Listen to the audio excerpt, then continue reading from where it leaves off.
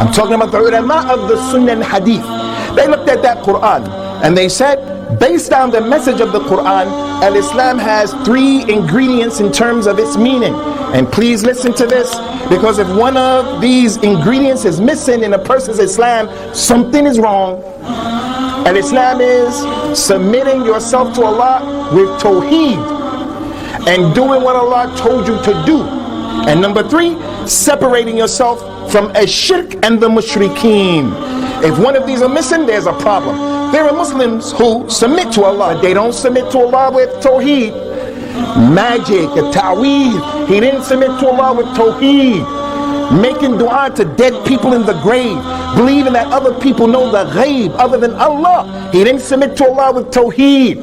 He doesn't understand that death, Allah is the only one who doesn't die. Ayat after ayat after ayat, hadith that show kullu nafsin dha'iqatul maut.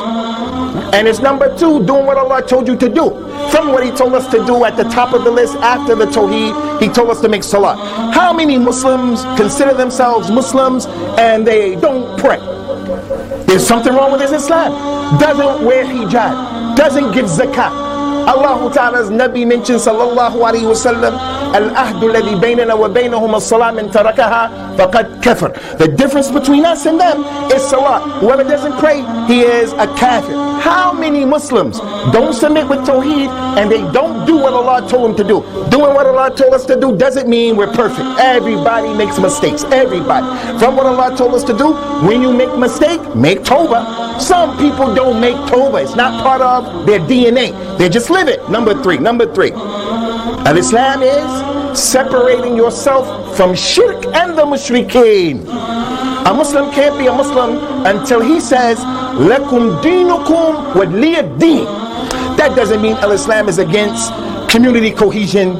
Doesn't mean that by any stretch of the imagination.